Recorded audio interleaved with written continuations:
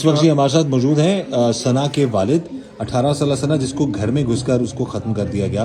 بات کرتے ہیں ان کے ثنا کے والد سے. سب سے پہلے سر ہمیں بڑا افسوس ہے، اللہ تعالیٰ آپ کو ہمت دے، صبر دے. یہ بتائیے کہ کیا ہوا آپ کی بیٹی کے ساتھ؟ یکدم دو آدمی آئے ہیں، دو آدمی آتے ہی دروازہ کھڑکایا، ایک اوپر کو فائر کیا، پھر بچی نے جلدی سے نیچے دروازہ کھول دیا. چھوٹی نے، ثنا بیٹی نے دروازہ کھولتی گئی، اس نے اندھا دھند فائرنگ کر کے، اور اسی ٹائم موقع پہ بیچاری جام اسی پکڑتے وہ فوری نکل گیا. اچھا، تو دشمنی تھی، تو دشمنی میں وہ جس سے دشمنی لے وہ اندر تھا. یعنی کہ آپ کے بیٹے سے اس کی دشمنی تھی؟ ہاں جی، بیٹے سے کیا سرزد ہوا تھا مسئلہ؟ جی وہ آج سے 1.5 سال پہلے ہوا تھا. اچھا، کیا ہوا تھا؟ وہ اس کا جس طرح اس کے خاندان میں اٹیچ تھا اسی طرح وہ چوڑ ہوتا گیا. اتنا ہو گیا تو چوڑ کو انتہا نہیں. تو اسی طریقے سے میرا بیٹا ادھر رہا ہے، تو اسی طریقے ہی اس کو بے قابو ہو گیا.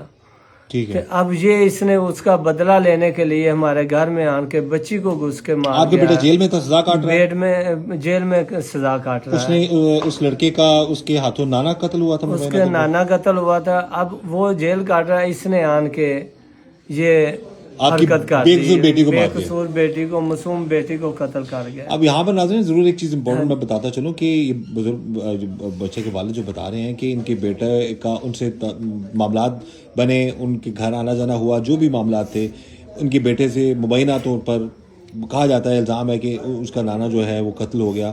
اب اس لڑکے جو نواسا ہے، اس نے بجائے اس کے کہ قانون نے اس لڑکے کو گرفت میں کر لیا، جیل میں تھا، وہ سزا بھگت رہا تھا. اس لڑکے کی بہن جو بے قصور تھی اس کو اس گھر میں آ گئی. یہ صحن میں ہم بیٹھے ہوئے ہیں، یہ سارا خاندان اس وقت یہ سب ابھی اسی ٹینشن میں ہے کہ ان پر دوبارہ کبھی بھی حملہ ہو سکتا ہے.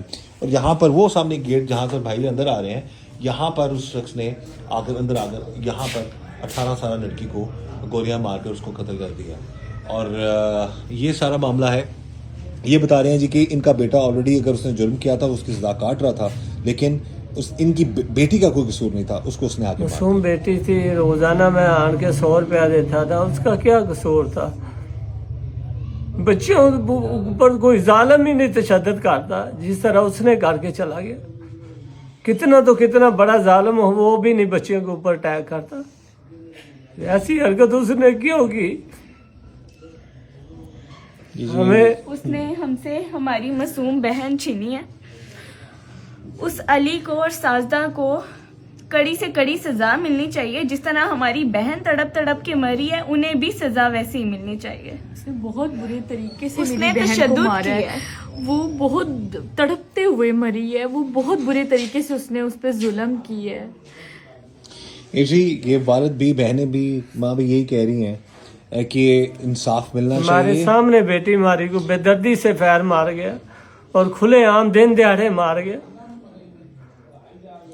ابھی تک پکڑا نہیں گیا؟ ابھی تک پکڑا نہیں گیا، ابھی عبوری ضمانت پہ. ہمیں آپ کا اور تو بھی بیٹا بھی گیا اور بیٹی بھی گئی؟ بیٹی بھی گئی، بیٹا بھی گیا. اور جس دن اس گھر سے اٹیچ ہوا اس دن کی ہماری سب بربادی اتر رہی ہے.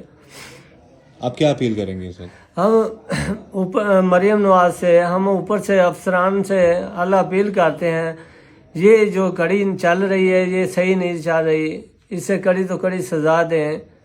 ہمارا بیٹا تو بھگت رہا ہے، یہ اس نے قدم کیوں چلایا؟ اب یہ بڑی ایک امپورٹنٹ بات کر رہی ہے. اگر ان کی بیٹے نے کوئی جرم کیا تھا تو اس کی سزا کاٹ رہا تھا. ان کی معصوم بیٹیوں کی جان کا دشمن وہ کیوں بن گیا اور ان کی بیٹی کو مار ڈالا اس شخص نے؟ ہم یہ چاہتے ہیں کہ اس کیس کی تفتیش میرٹ پر ہو اور ان سب کو انصاف ملنا چاہیے.